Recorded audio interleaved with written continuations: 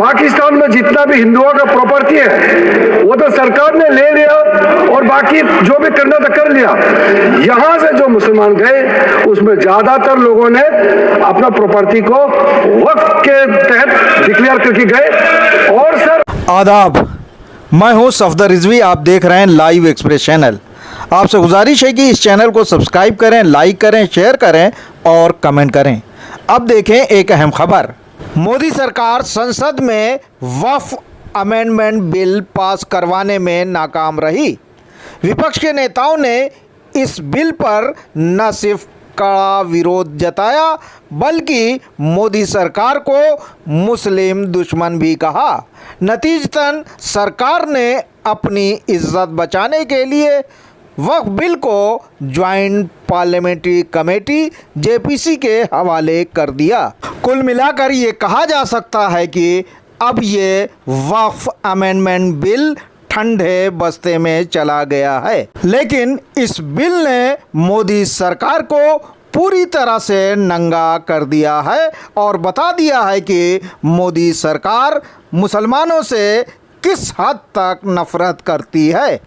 लोकसभा में पेश किए गए वक्फ बिल संशोधन में मोदी सरकार ने इस तरह अपने लोगों को रेवड़ियां बांटने का काम किया है, जिसे देखते हुए ये कहा जा सकता है कि हलवाई की दुकान पर दादाजी का फातिहा। वक्फ संपत्ति खालिस मुसलमानों की है, लेकिन उसे हथियाने के लिए जिस तरह की शतरंजी चाल चली जा रही है उससे साफ है कि भविष्य में वक्फ बोर्ड कंगाल हो जाएगा। वक्फ बोर्डों की इनकम कैसे बढ़ाई जाएगी, भ्रष्ट लोगों के खिलाफ क्या कार्रवाई की जाएगी, वक्फ पर नाजायज़ लोगों से कब्ज़ा कैसे हटवाया जाएगा, वगैरह वगैरह मुद्दों पर कोई ध्यान नहीं दिया गया। सांसदों ने क्या कहा और अल्पसंख्यक मंत्री किरण रिजिजू ने क्या कहा, देखें उसके मुख्य अंश। गवर्नमेंट कह रहे हैं कि हम महिलाओं को दे रहे हैं। मुझे यकीन है कि आप बिल्किस बानो को और ज़किया जाफरी को मेंबर बनाएंगे, मुझे यकीन है। मैं आपसे जानना चाह रहा हूं सर कि ये जो आप बिल ला रहे हैं, आप देश को बांटने का काम कर रहे हैं, जोड़ने का काम नहीं कर रहे हैं। आप दुश्मन हैं मुसलमानों के, उसका सबूत ये बिल है। Thank you. विरोध करता हूं। मान्यवर, हम लोग संविधान की कसम खा करके यहाँ आए और इस संविधान की धज्जियां इस विधेयक के अंदर उड़ाने का काम किया जा रहा है। आर्टिकल 15 के अंदर धर्म, नस्ल, जाति, लिंग, जन्म स्थान के आधार पर भेदभाव करने को, मान्यवर मैं आपकी हंसी को समझ रहा हूं, लेकिन ये बहुत गंभीर और महत्वपूर्ण विषय है। अभी हमारे माननीय सदस्य कह रहे थे कि मंदिर और मस्जिद के मसलों में फर्क नहीं कर पा रहे। मैं बताना चाहता हूं, वक्फ बोर्ड मस्जिदों का प्रबंधन करने का काम करता है और वक्फ बोर्ड के तहत ही मस्जिदें सारी की सारी आती हैं। और वक्फ बोर्ड की शक्तियों को आप खत्म कर करके डीएम राज ला करके उन तमाम प्रॉपर्टीज के ऊपर लगभग 8 लाख एकड़ प्रॉपर्टी पूरे देश के अंदर वक्फ बोर्ड के पास है। आप वक्फ बोर्ड की प्रॉपर्टियों को खुर्द-बुर्द कराने की जो साजिश लोग कर रहे हैं, उन साजिशों को बल देने का काम कर रहे हैं। साथ में आप माननीय अध्यक्ष जी, आपसे कहना चाहता हूं कि आर्टिकल धारा 9 के तहत ये जो CWC संरचना में बदलाव किया गया है, मैं मान्यवर बताना चाहता हूं कि बंदोबस्ती प्रबंधन के अंदर जब दूसरे धर्म का व्यक्ति शामिल नहीं किया जा सकता तो वक्फ बोर्ड के अंदर ये शर्त क्यों लगाने का काम किया जा रहा है। और आप अगर शर्त भी लगा रहे हैं तो मैं आपसे एक बात पूछना चाहता हूं कि जो कब्जे पर प्रॉपर्टी के ऊपर पूरे देश के अंदर वक्फ की प्रॉपर्टी के ऊपर कब्जे हुए हैं, उन कब्जों को कब्जा मुक्त करा करके अगर कानून लाते के उनको कब्जा मुक्त करा के वहां पर हम लोग शिक्षण संस्थाएं चलाएंगे। जिस आदमी ने वक्फ की प्रॉपर्टी, वो प्रॉपर्टी इस नियत के साथ वक्फ की कि आने वाली नस्लों के अंदर राय खुदा के अंदर फलाह के काम किए जा सकते हैं। ये अध्यक्ष महोदय बहुत सोची समझी राजनीति के तहत हो रहा है। अध्यक्ष महोदय, जब लोकतांत्रिक तरीके से चुने जाने की पहले से प्रक्रिया है तो उसको नॉमिनेट क्यों किया जा रहा है? वहीं जहां अन्य धार्मिक जो मसले हैं, बॉडीज हैं, उनमें कोई गैर बरादरी का नहीं आता है। मान लीजिए वक्फ बोर्ड में गैर मुस्लिम को शामिल करने का औचित्य क्या बनता है। और अध्यक्ष महोदय, इतिहास के पन्नों को अगर हम पलटें, अगर आप जिला अधिकारी को सब ताकत दे देंगे, उन इतिहास के पन्नों को मैं नहीं पलटना चाहता हूं कि एक जगह पर एक जिलाधिकारी महोदय ने क्या किया था, उसकी वजह से आज और आने वाली पीढ़ी तक को भी सामना करना पड़ा। अध्यक्ष महोदय, मैं नाम नहीं लेना चाहता हूं। और अध्यक्ष महोदय, सच्चाई ये है कि भाजपा अपने हताश, निराश, आप तो उस कानून चंद कट्टर समर्थकों के तुष्टीकरण के लिए ये बिल लाने का काम कर रही है।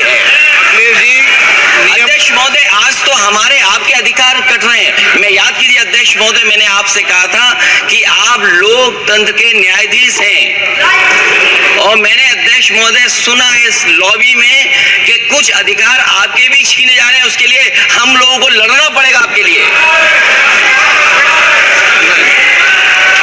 अध्यक्ष महोदय, मैं इस बिल का विरोध करता हूं। कोई अध्यक्ष के अधिकार अखिलेश जी सिर्फ विपक्ष के नहीं है, पूरे सदन के हैं। इस तरह की गोलमोल बात आप नहीं कर सकते हो।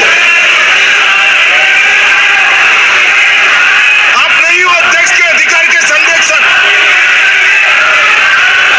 हिंदू एंडोमेंट में जो कर्नाटका और तमिलनाडु में है, वहां कोई मुस्लिम नहीं हो सकता।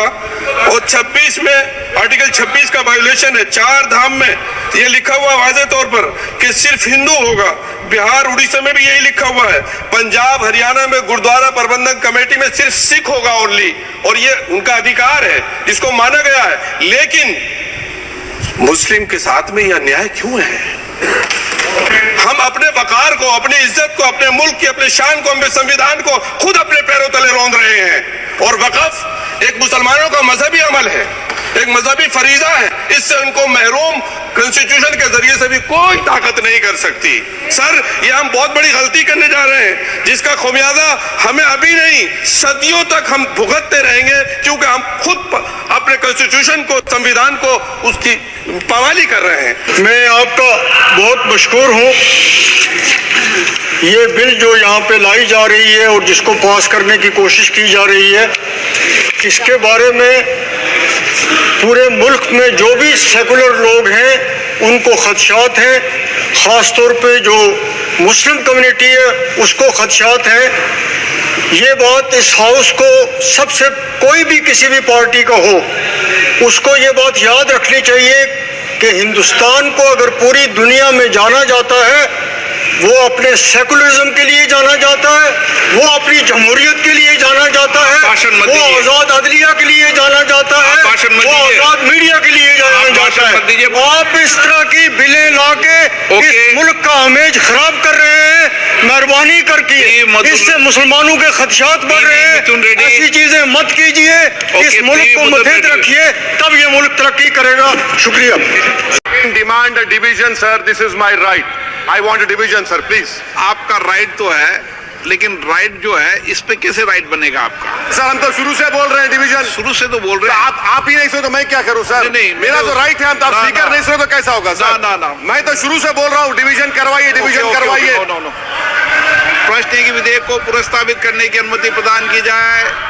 जो सदस्य इसके पक्ष में हाँ के, जो सदस्य विरोध में ना के, मेरे विचार में निर्णय हाँ वालों के पक्ष में हाँ वालों के अनुमति प्रदान की, तो माननीय विधायक को पुनर्स्थापित करें। I introduce the bill sir. आपके माध्यम से सदन को बताना चाहता हूं, इस बिल में जो भी प्रावधान है, आर्टिकल 25 से लेकर के 30 तक किसी रिलीजियस बॉडी का जो फ्रीडम है उसमें कोई हस्तक्षेप नहीं किया जा रहा है, ना ही संविधान का किसी भी अनुच्छेद का इसमें उल्लंघन किया गया है। और अब सुप्रीम कोर्ट का एक केस का मैं हवाला देना चाहूंगा, Brahmachari versus state of West Bengal. इसमें सुप्रीम कोर्ट ने क्लियरली रिलीजियस डिनोमिनेशन के बारे में रूलिंग दिया गया है और उस रूलिंग के तहत Waqf board doesn't fall within the purview of article 25 and 26 of the constitution of India. दूसरा सर, इसमें हमने जो ब्रॉड बेस किया है, किसी का हक छीनना तो बात छोड़ दीजिए, जिनको हक नहीं मिला है उनको हक देने के लिए ये बिल लाया गया है। इसमें महिलाओं के लिए, बच्चों के लिए और मुसलमान समाज में जो पिछड़े हैं, जिसको आज तक कभी मौका नहीं मिला, जिसको दबा के रखा हुआ है, उनको जगह देने के लिए ये बिल लाया गया। जो अमेंडमेंट आज हम लाने जा रहे हैं इस सदन में, वो वक्फ एक्ट 1995, जिसको 2013 में अमेंडमेंट ला करके इस पूरा जो वक्त का पर्पस, इंटेंशन और जिसके उम्मीद में लोगों का सालों तक था कि इस अमेंडमेंट जो लाया इससे कुछ फायदा मिलेगा, उसको उल्टा करके 2013 में ऐसा प्रावधान डाला गया था जिसके वजह से आज ये अमेंडमेंट लेकर के हमको यहाँ सदन में आना पड़ रहा है। कि 1995 का वक्फ अमेंडमेंट एक्ट ये बिल्कुल असक्षम रहा है और जिस पर्पस के लिए एक्ट लाया गया है वो पर्पस सर्व नहीं हो रहे थे और कई गलतियां, कई खामियां इसमें पाया गया है। उसके लिए कुछ कदम उठाया गया है। मैं आज इस सदन में आपके माध्यम से खास करके कांग्रेस पार्टी को कहना चाहता हूं, ये अमेंडमेंट आज सरकार इस सदन में ला रहे हैं, एक तरीके से आप लोगों ने जो भी कदम उठाया है, आप लोगों ने जो भी चाहा है, वो आप नहीं कर पाया, वही चीज करने के लिए हम आज ये अमेंडमेंट प्रपोज किया गया। इस बिल का समर्थन कीजिए, करोड़ों लोगों का दुआ मिलेगा। अगर आप विरोध करोगे, चंद लोगों ने पूरा वक्फ बोर्ड को कब्जा करके रखा हुआ है और आम मुसलमान लोगों को जो न्याय इंसाफ नहीं मिला उसको सही करने के लिए ये बिल लाया गया है। इतिहास में दर्ज होगा कि ये बिल को कौन कौन समर्थन किया है और किसने विरोध किया है, ये इतिहास में नाम दर्ज होगा। इसलिए इस बिल का विरोध करने से पहले आप सोचिएगा। सबसे पहले सर 1976 में वक्फ इंक्वायरी रिपोर्ट पेश किया गया था और 1976 वक्फ इंक्वायरी रिपोर्ट में जो बड़ा रिकमेंडेशन आया, मैं आपके सामने में पढ़ के सुनाना चाहता हूं। 1976 वक्फ इंक्वायरी रिपोर्ट में कहा गया है, सारा वक्फ बोर्ड्स जो है मुतवालिस के कब्जे में चले गए हैं, उसको डिसिप्लिन करने के लिए प्रॉपर कदम उठाया जाना चाहिए। 1976 वक्फ इंक्वायरी रिपोर्ट का दूसरा रिकमेंडेशन है, लिटिगेशंस और केसेस जो आपस में मतभेद इतना ज्यादा है उसको सरल करने के लिए ट्राइब्यूनल सिस्टम को गठन होना चाहिए, उस समय का रिकमेंडेशन था। फिर उसने तीसरे पॉइंट ये कहा कि ऑडिट और अकाउंट्स, वक्फ बोर्ड में ऑडिट और अकाउंट्स का तरीका प्रॉपर नहीं है, उसका पूरा प्रबंधन होना चाहिए, ये उस समय का रिपोर्ट में कहा गया है। और आखिरी में it recommended the reforms in the category of वक्फ अल औलाद, बच्चों के लिए जो हम वक्फ देते हैं उसको सुधार लाना चाहिए, ये 1976 का रिपोर्ट में कहा गया है। ये दो कमेटी कांग्रेस के समय में ही बनाया गया था। सबसे पहले high level committee under justice Rajendra Sachar, ये सर 9 मार्च 2005 में गठन किया गया था, यूपीए का सरकार आ चुके थे और ये स्पेसिफिक मुसलमानों के लिए, उनके वेलफेयर के लिए ये गठन हुआ।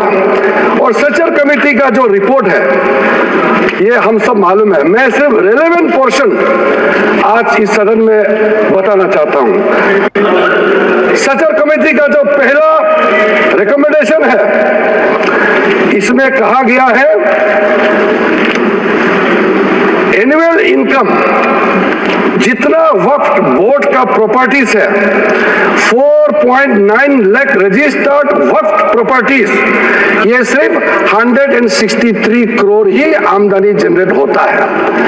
ये किसी भी रूप से जस्टिफाई नहीं किया जा सकता है और इसको एफिशिएंट तरीके से, मार्केट तरीके से, जिस तरीके से मैनेज होना चाहिए सारा वक्त प्रॉपर्टी को, अगर सही माने में उस समय उन्होंने कहा सचर कमेटी ने, तो उस समय 12,000 करोड़ रुपया पर एनम मिलता है और उस समय जनरेट हो रहा था 162 करोड़।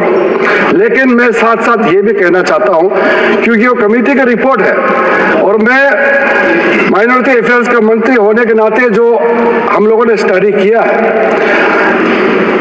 टोटल 8,72,320 वक्फ प्रॉपर्टीज हमारा जो वामसी जो पोर्टल है उससे पूरा डिटरमिन नहीं किया जा सकता है, लेकिन उसका मार्केट वैल्यू सचर कमेटी ने जो कहा है उससे कई गुना अधिक होने का संभावना है। ये एक आम अंडरस्टैंडिंग का बात है, सबको मालूम है वक्फ के पास कितना प्रॉपर्टी है, वक्फ बोर्ड के पास, और कितना आमदनी है। दूसरा सर, सचर कमेटी का रिकमेंडेशन, सचर कमेटी ने, आप यूपीए का समय में ही आपने कमेटी का रिपोर्ट एक्सेप्ट किया, उसमें कहा गया कि अभी जो मौजूदा वक्फ बोर्ड है उसको ब्रॉड बेस किया जाना चाहिए। जो लोग मेंबर होते हैं, जो लोग इस कमेटी में, जिस वक्फ बोर्ड में है, उससे काफी नहीं है, इसलिए इसका ब्रॉड बेस होना चाहिए, रिप्रेजेंटेशन ज्यादा होना चाहिए। ये सचर कमेटी का रिपोर्ट का पहला नंबर पॉइंट। इसमें सर दो महिला सेंट्रल वक्फ काउंसिल और स्टेट वक्फ बोर्ड में होना चाहिए, ये भी सचर कमेटी का ही रिकमेंडेशन है। सेक्रेटरी जो होते हैं सेंट्रल वक्फ काउंसिल का, वो joint secretary level government of India का उस स्तर का ऑफिसर होना चाहिए। उसमें अंडर सेक्रेटरी का जूनियर ऑफिसर लेवल जो बनाया है उसको आप रैंक को ज्वाइंट सेक्रेटरी लेवल तक उसको उठाना चाहिए, ये उसी कमेटी का रिपोर्ट में आया है। और जो स्टेट में वक्फ बोर्ड है उसमें क्लास 1 ऑफिसर होना चाहिए। सचर कमेटी ने सीधा ये कहा है कि प्राथमिकता महिलाओं और बच्चों को दिया जाना चाहिए। हम आज का जो बिल आपके सामने में पेश कर रहे हैं ये उसी सचर कमेटी का रिपोर्ट के अनुसार 100% हम यहाँ आपके सामने में लाया जा रहा है और आपको तो खुश होना चाहिए, ये कमेटी आपने बनाया।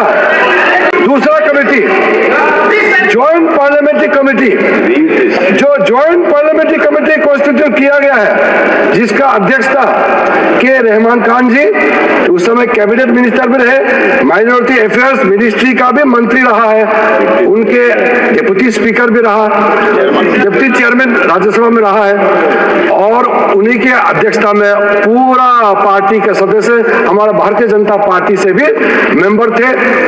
उस जेपीसी में सर सीधा वक्फ बोर्ड के बारे में कहा गया है कोई इंफ्रास्ट्रक्चर ठीक तरीके से नहीं है, वहां मैन पावर टोटली इनसफिशिएंट है, इनकम्पिटेंट है और फंड इतना कम है, सही मैनेज नहीं किया गया है। इस तरीके से वक्फ बोर्ड नहीं चल सकता है। दूसरा मुतवालीस के बारे में कहा है कि लगता है सारा वक्फ बोर्ड का ध्यान किसको मुतवाली बनाना है और उसको कैसे हटाना है इसी में केंद्रित है, इसलिए इसका प्रावधान को हटाना चाहिए। फिर कहा गया है डॉक्यूमेंट, महत्वपूर्ण डॉक्यूमेंट जितने भी हैं उसको प्रॉपर से मेंटेन करने का भी प्रावधान वक्फ बोर्ड में नहीं है, उसको किया जाना चाहिए। और वक्फ बोर्ड मौजूदा जितना है देश भर में उसको फिर से सर्वे होना चाहिए और गरीब मुसलमानों के लिए और वक्फ बोर्ड का अपना अंदर में सही चीज का, चाहे वो लीगल मैटर हो और कोई भी चीज हो, उसका एक्सपर्ट्स, लॉयर्स, वहां उनका एक्सपर्ट लोगों का और भी लोगों को अंदर लाने का जरूरत है ताकि वो ज्यादा चुरुस्त दुरुस्त हो सके। जॉइंट पार्लियामेंट्री कमेटी का और सजेशन है टोटल वक्फ बोर्ड को कंप्यूटराइजेशन करना चाहिए, डेटाबेस को सेंट्रलाइज करना चाहिए और म्यूटेशन रेवेन्यू रिकॉर्ड में होना चाहिए जितना भी वक्फ बोर्ड का प्रॉपर्टी है। ये सचर कमेटी ने और ये जॉइंट पार्लियामेंट्री कमेटी ने रिकमेंड किया। और सर आप सबको भी एक बार वो कमेटी का रिपोर्ट मैं आपको ही दे देता हूं ताकि आप भी पढ़े फिर से। और सर टोटल जो 1995 वक्फ एक्ट को फिर से मजबूती से रीलुक करना चाहिए, ये जॉइंट पार्लियामेंट्री कमेटी का ही रिपोर्ट है। और एक आपने अपॉइंट किया, अब देखिए जॉइंट पार्लियामेंट्री कमेटी का मेंबर, आपको मैं मेंबर का नाम भी दे देता हूं, चेयरमैन का तो नाम मैंने बता दिया, आपका वरिष्ठ नेता थे, आपने अपॉइंट किया।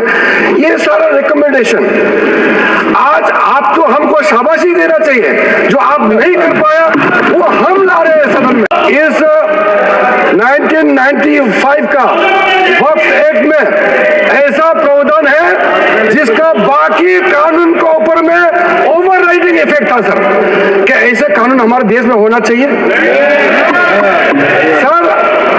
जो मैं यूएई के बारे में बताना चाहता हूं, जब हमारा देश का विभाजन हुआ, यहां से जितना मुसलमान पाकिस्तान गए उनका भी प्रॉपर्टी था और पाकिस्तान से जितना हिंदू भारत में आए उनका भी प्रॉपर्टी काफी वहां थे। पाकिस्तान में जितना भी हिंदुओं का प्रॉपर्टी है वो तो सरकार ने ले लिया और बाकी जो भी करना था कर लिया। यहां से जो मुसलमान गए उसमें ज्यादातर लोगों ने अपना प्रॉपर्टी को वक्फ के तहत डिक्लेयर करके गए। और सर ऐसा कई केसेस है, मैं अभी बहुत लंबा इसमें नहीं जाना चाहता हूं, ये फैक्चुअल चीज है सर। मैं ये कहना चाहता हूं कि ठीक है आपका जमीन है, आप किसी को क्या करना चाहते हैं मैं उसको नहीं कह रहा हूं, मैं इसी बात को कहना चाह रहा हूं कि अगर किसी ने अपना विल, अपना डीड दिया है, अपना जो मनसा को साफ किया है, अगर उसका लाभ मुसलमान महिला या मुसलमान बच्चे को अगर लाभ नहीं मिलता है तो क्या सरकार चुपचाप बैठना चाहिए सर? ये हमारा दायित्व है, ये इस सदन का दायित्व है कि गरीब महिला कोई भी हो, चाहे हिंदू हो, मुसलमान हो, सिख, ईसाई, बौद्ध, पारसी और जैन, कोई भी हो, ये इस सदन का दायित्व है कि न्याय दिलाने के लिए अगर कोई कमी है तो पूरा करना चाहिए। और आज हम सर, आज जो ये अमेंडमेंट बिल लेके आ रहे हैं उसमें सारा प्रावधान रखा गया है। उसमें एक मैटर मैं बोलना चाहता हूं, लॉ ऑफ लिमिटेशन में क्या कहते हैं सर? इसमें ऐसा प्रावधान था जिसको हम हटा रहे हैं आज के इस अमेंडमेंट के जरिए। लॉ ऑफ लिमिटेशन में ऐसा था पुराने कानून में कि इतने साल तक आप अगर कोई अपील नहीं किया या उस समय उसका कुछ बीच में कुछ घटना हो गया या पुराने बहुत साल हो गए, अब लॉ ऑफ लिमिटेशन तो होना चाहिए ना सर, कहीं सीमा तो होना चाहिए। लेकिन इन्होंने ऐसा किया कि मान लो कोई खड़ा होकर कहेगा कि 500 साल पहले मेरा बाप दादा का इस जगह में कोई कार्यक्रम चलता था, नमाज पढ़ा था या किसी ने कुछ किया है, सिर्फ एक बात बताने पर पूरा वो जगह को वक्फ प्रॉपर्टी डिक्लेयर किया जाता था। लॉ ऑफ लिमिटेशन भी इसी संसद ने बनाया है और और लॉ ऑफ लिमिटेशन को भी ओवरराइड कर दिया था ये 1995 वक्फ एक्ट ने सर। तो ये कैसे हो सकता है? एक ऐसा कानून इस देश में कैसे हो सकता है कि बाकी जितना कानून के ऊपर में चढ़ जाता है और उसका ओवरराइडिंग इफेक्ट होता है? ऐसा हो नहीं। हम कैसे एक्सेप्ट किया है इतने सालों तक? तो ये सर एक अच्छा समय है जो गलती किया है। ठीक है, इंसान से गलती हो जाते हैं और पार्टियों ने भी गलती किया होगा, कांग्रेस पार्टी ने, बाकी पार्टी ने। आज सुधरने का समय है, तो हम सुधर ला रहे हैं। गलतियां हुई हैं, लेकिन जो सुधरते समय कम से कम आप विरोध ना करें सर। और sir section 108 special provision under agriculture property act 1950 उसको सर हम लोग हटा रहे हैं, क्योंकि ऐसा सेक्शन हमारा देश का किसी कानून में, किसी भी स्टैट्यूट बुक में नहीं रहना चाहिए सर।